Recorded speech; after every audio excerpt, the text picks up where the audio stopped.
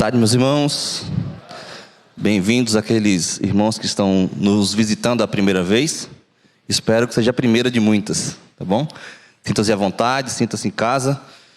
Eu queria, de antemão, agradecer a sua vinda aqui, tá bom?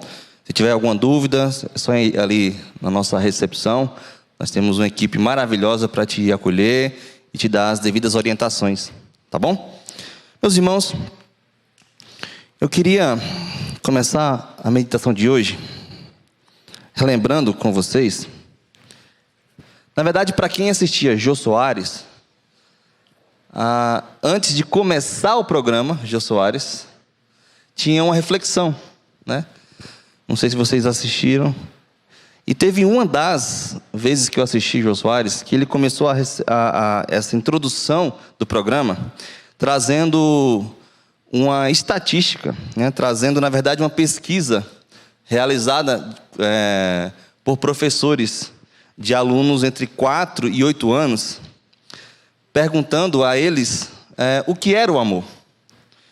E eu vou trazer aqui para vocês algumas definições de alguns alunos que falaram o que era amor para eles, né? Por exemplo, o Mateus, de 6 anos, amor para ele é o seguinte: amor é quando alguém te magoa e você, mesmo muito magoado, não grita, porque sabe que isso fere os seus sentimentos. A Rebeca, de 8 anos, para ela, amor é quando a avó dela tinha artrite, pegou artrite, e ela não podia mais se debruçar para pintar as unhas dos dedos dos pés.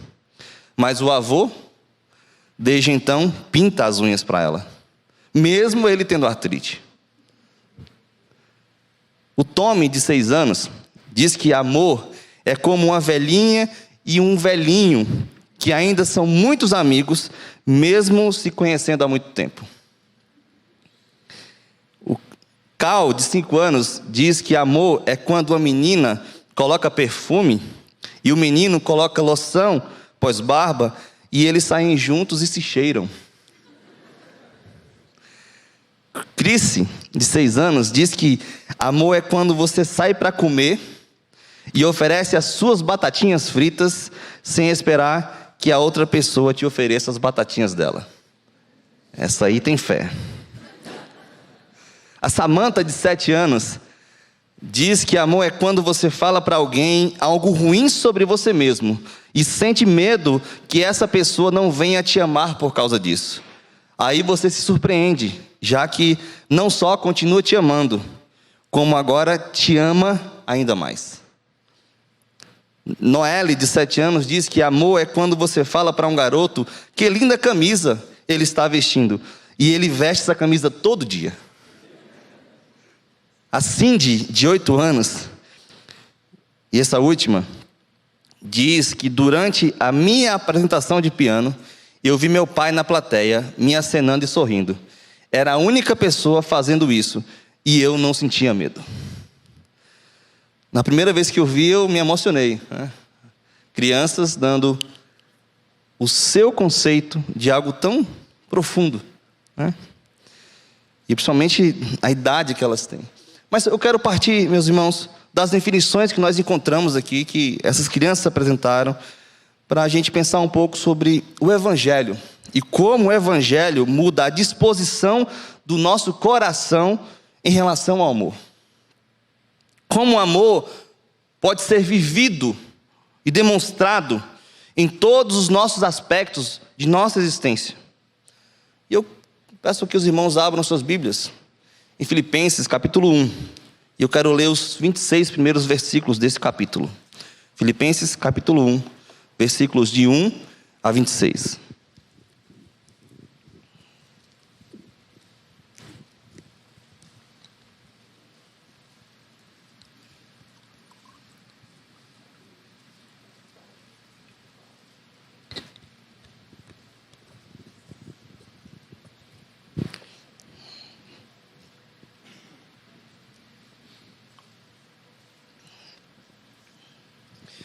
Quero ler com vocês todos esses 26 versículos, tá bom?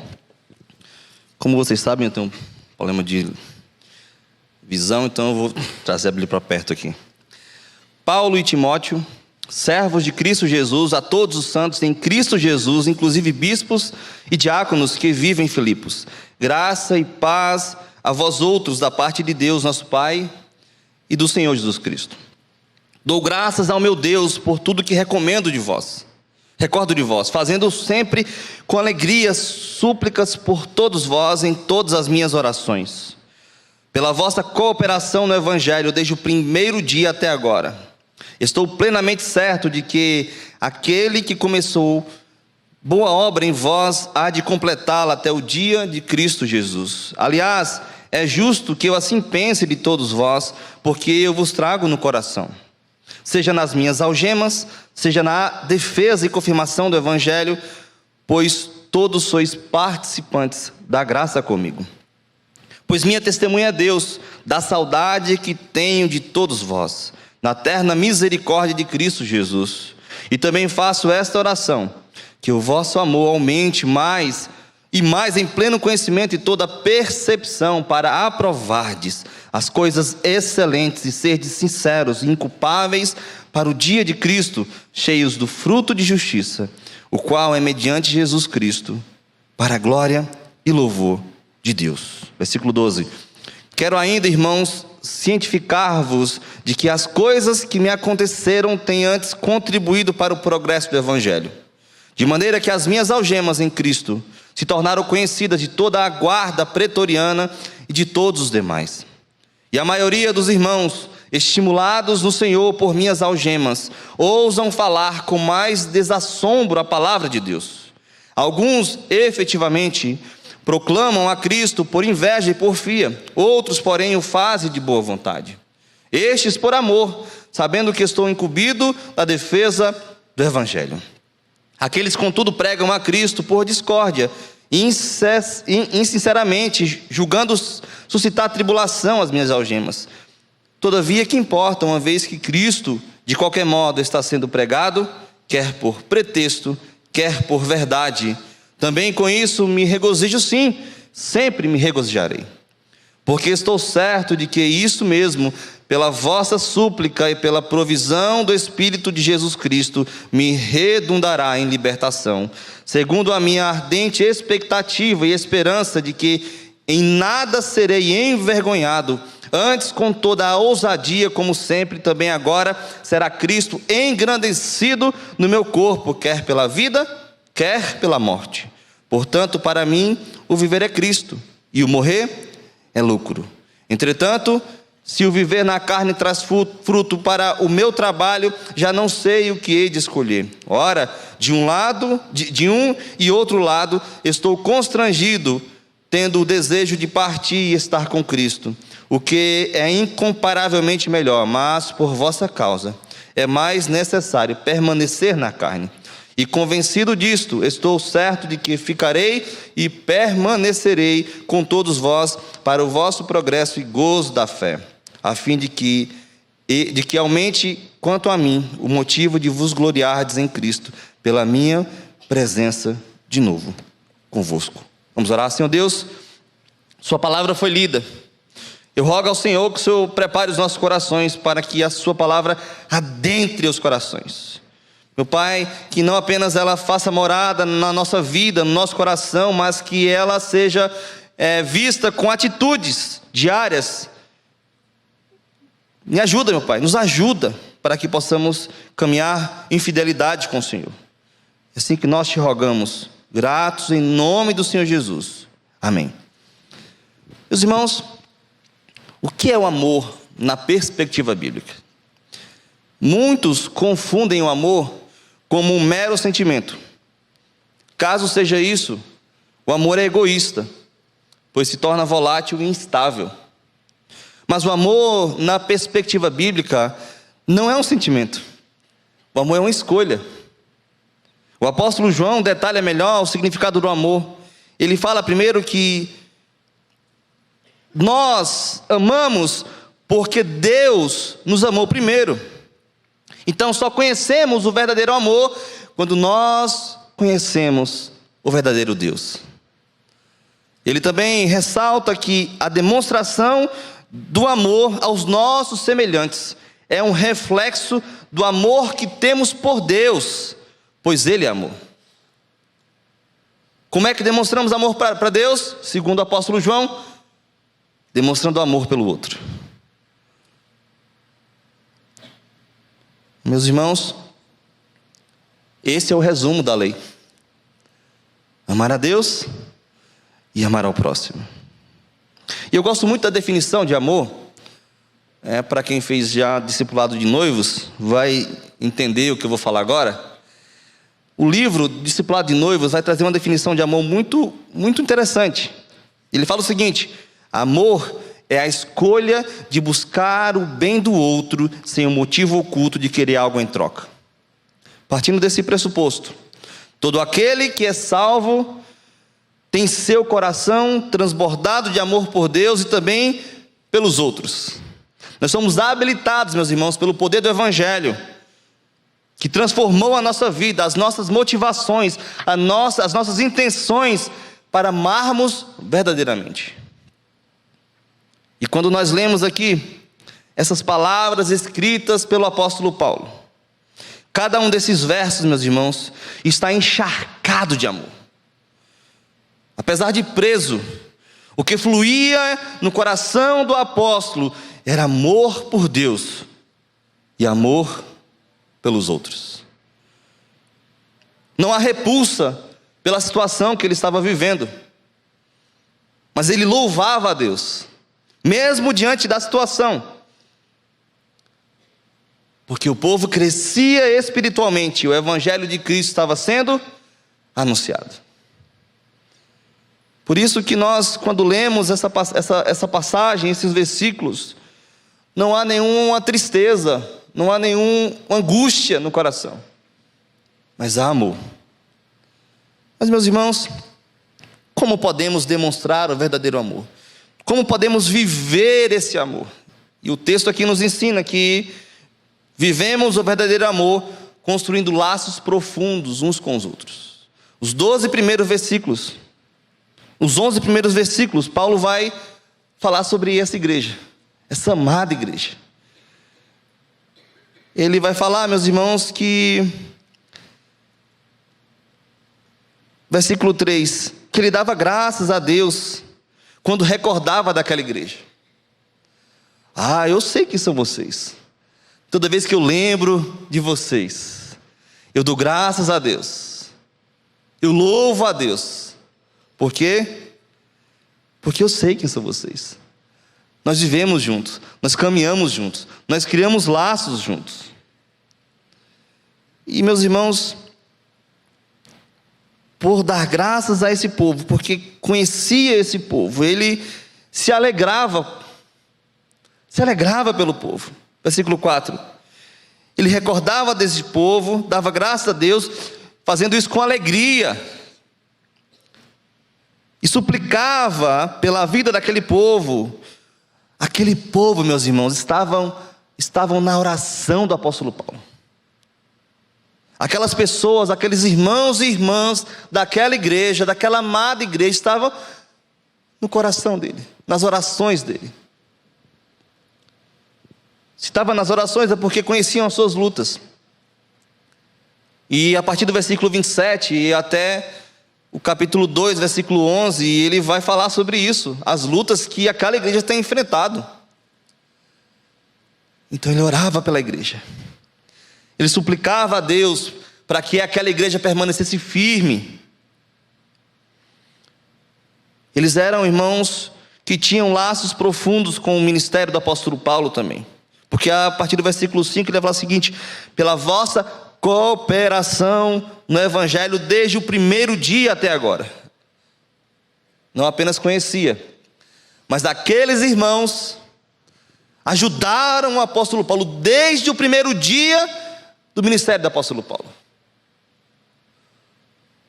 Ajudava financeiramente para que o ministério se desenvolvesse, para que Paulo não precisasse trabalhar, mas viver integralmente do Evangelho, do ministério, para pegar as boas novas de salvação. Aqueles irmãos eram amados pelo apóstolo Paulo, estavam em suas orações, E o apóstolo, a partir do verso 9, ele faz uma oração, ele escreve uma oração para aquele povo. Ele fala o seguinte: que o vosso amor aumente mais e mais em pleno conhecimento e toda percepção, para aprovardes as coisas excelentes e serdes sinceros e inculpáveis para o dia de Cristo, cheio de frutos da justiça, o qual é mediante Jesus Cristo, para a glória e louvor de Deus. Meus irmãos, eu queria fazer uma pergunta, e vocês refletissem sobre essa pergunta. É possível que as pessoas possam estar perto fisicamente, mas ao mesmo tempo estarem extremamente distantes umas das outras?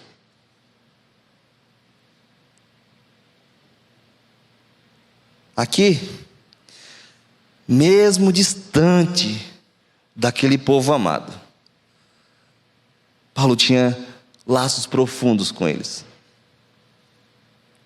Mesmo aprisionado,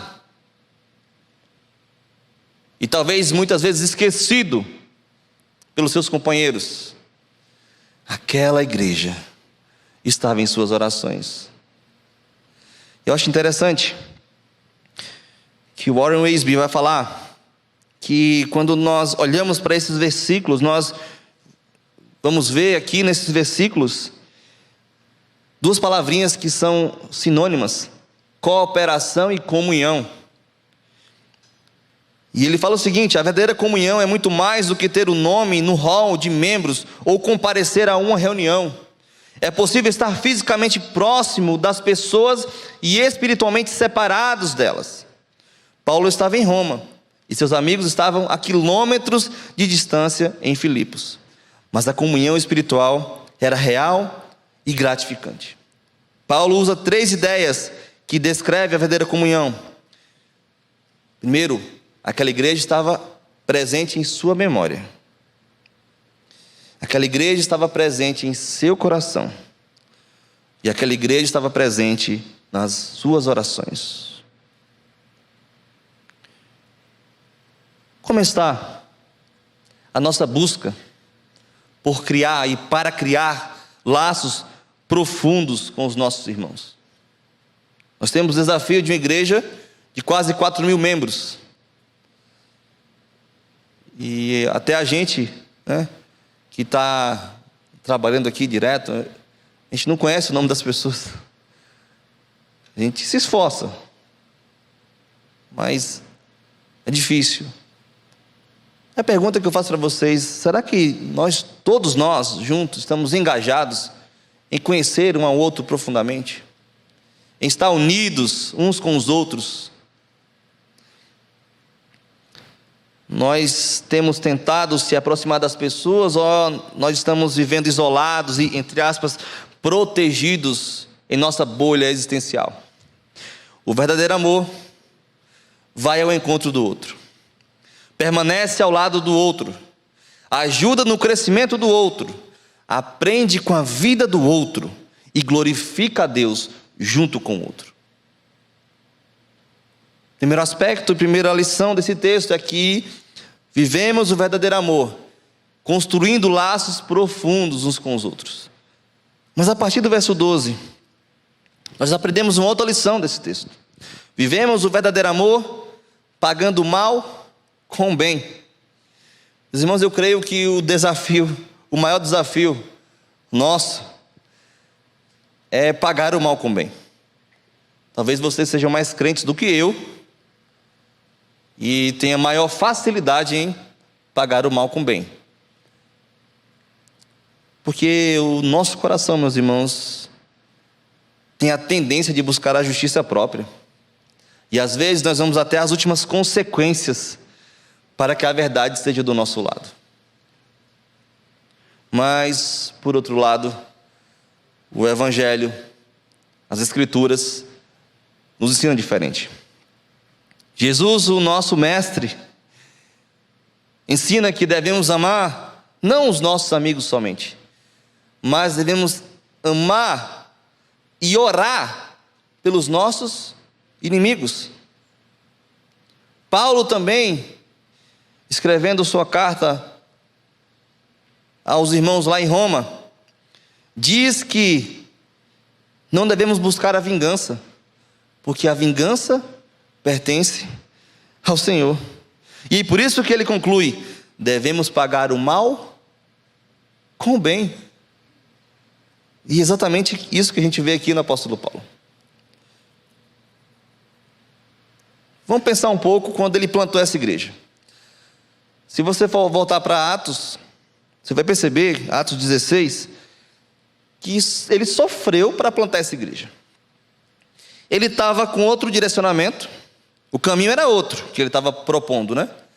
Mas aí ele teve um sonho de um homem macedônico, ele pedindo socorro, passa a Macedônia, nos ajuda, e ele entende da parte de Deus que aquele era o direcionamento que ele deveria tomar com relação à pregação do evangelho, e vai para aquela região. E aí ele chega lá, ele sofre lá, ele apanha lá, mas aquela igreja foi plantada para a glória de Deus. E aí um teólogo vai dizer que, do ponto de vista humano, a igreja nasceu com oração, pregação e compromisso sacrificial com a obra de Deus. A igreja já foi plantada com dificuldade, mas agora ele estava também em dificuldade. Ele estava preso. Ele estava preso. Mas quando nós lemos a descrição a partir do versículo 12, independente da situação que Paulo estava vivendo, não identificamos nenhuma tristeza aqui, não identificamos nenhuma amargura aqui, mas também não identificamos nenhum desprezo por nada. Ele vai dizer que, versículo 12: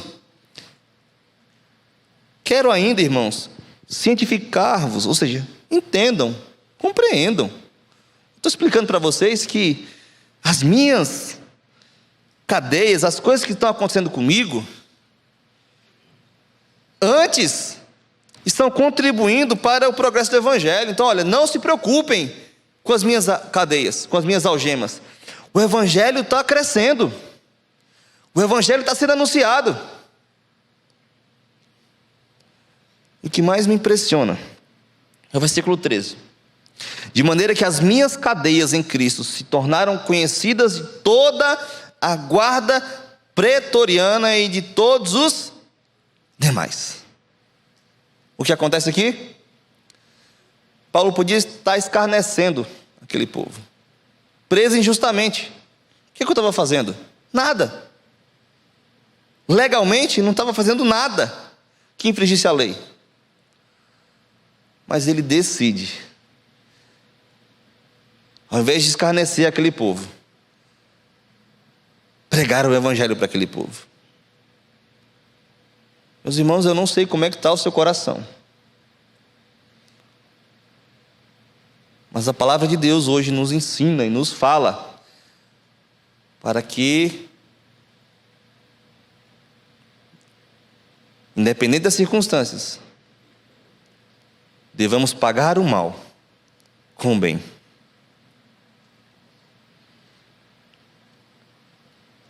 E ele fala mais, que ao invés de estar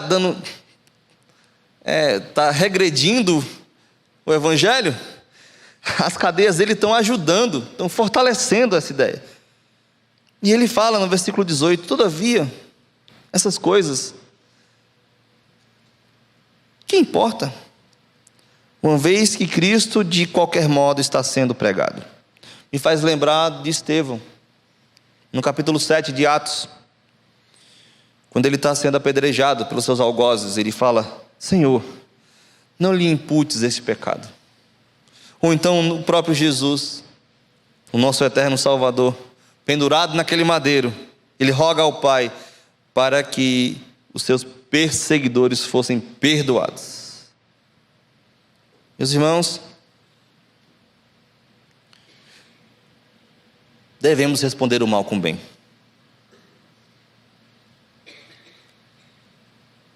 Como nós temos respondido quando alguém nos faz algum mal?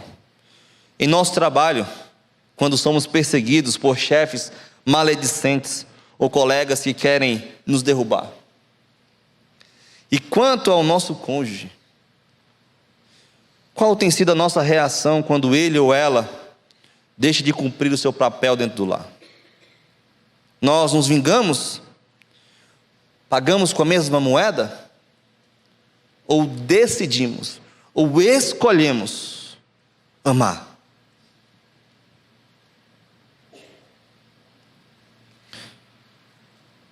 Não te deixes vencer do mal, mas vence o mal com o bem. Eu tenho uma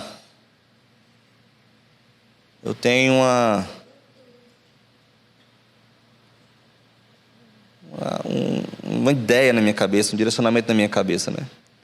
Um pensamento na minha cabeça. A gente só dá o que tem. Se nós temos o Evangelho, é isso que a gente tem que dar. Se de fato nós temos o Evangelho, é isso que temos que transmitir aos outros. Independente da resposta, da ação ou reação do outro. A gente só dá o que tem para dar. Por último, vivemos o verdadeiro Evangelho, vivemos o verdadeiro amor, primeiro, criando ou construindo laços profundos. Vivemos o verdadeiro amor, pagando o mal com o bem, mas vivemos o verdadeiro amor, dando o melhor de nós para o outro. Aqui, meus irmãos, nesses versículos, quando eu olho para eles, eu fico imaginando aqueles filmes de cinema, em que um personagem está preso, e ele fica dizendo impropérios para os guardas, né? Mas ele prega o Evangelho para toda a guarda pretoriana e todos os demais. Provavelmente a família desses homens. Provavelmente. Porque tem um segredo. O segredo do apóstolo Paulo está no versículo 21. Diz o seguinte o texto: porque para mim o viver é Cristo e o morrer é lucro. George Miller, um pastor e missionário inglês, homem de oração,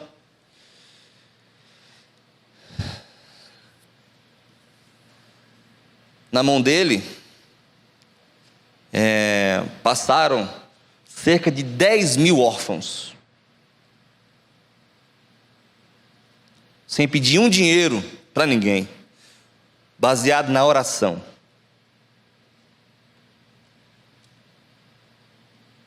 E ele volta para a sua cidade natal, velhinho já.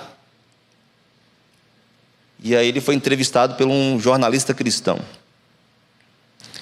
E aí o jornalista pergunta: qual é o segredo do ministério de George Miller? Ele vai falar, sem pensar, de forma direta: o segredo do ministério de George Miller é que George Miller morreu há muitos anos.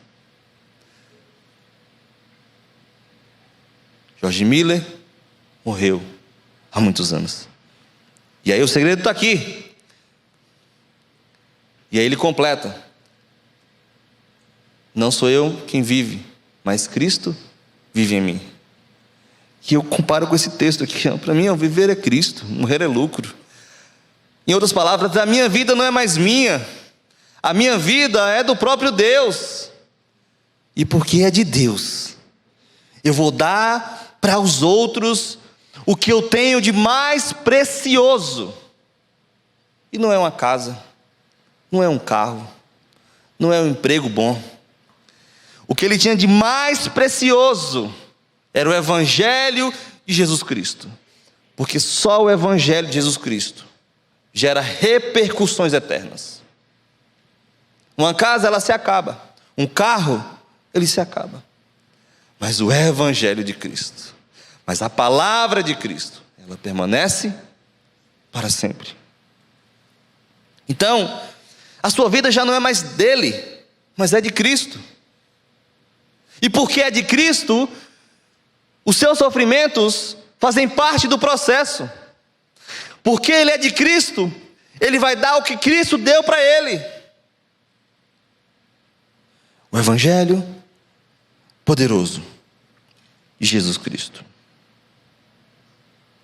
Meus irmãos, o amor cristão não é algo teórico, subjetivo ou abstrato, mas é vivido e extremamente importante para a vida cristã saudável e cheia de Deus. Que amemos uns aos outros, como Deus, em Cristo, nos amou. Eu quero propor 3 atitudes a partir desse texto para nossas vidas.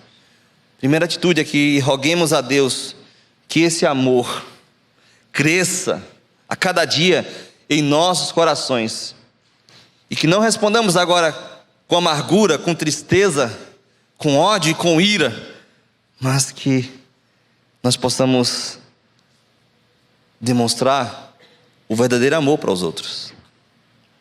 Segunda atitude, que façamos do amor bíblico o norte em nossos relacionamentos com o nosso cônjuge, para quem é casado, com os nossos filhos, para quem tem filhos e é casado, para os nossos familiares, os nossos amigos e as pessoas que estão ao nosso redor. Que nós possamos ser conhecidos como aqueles que amam de verdade. Que o nosso testemunho, não apenas de boca, mas também de atitudes, sejam em demonstração do Evangelho de Cristo, que nos amou e agora nós amamos os outros. E por último, que o mal que os outros fizerem contra nós seja retribuído com o bem do Evangelho de Jesus Cristo. Meus irmãos, eu quero concluir falando de mais uma definição de amor, e esse agora de Max, que na época ele tinha 5 anos. Ele fala o seguinte: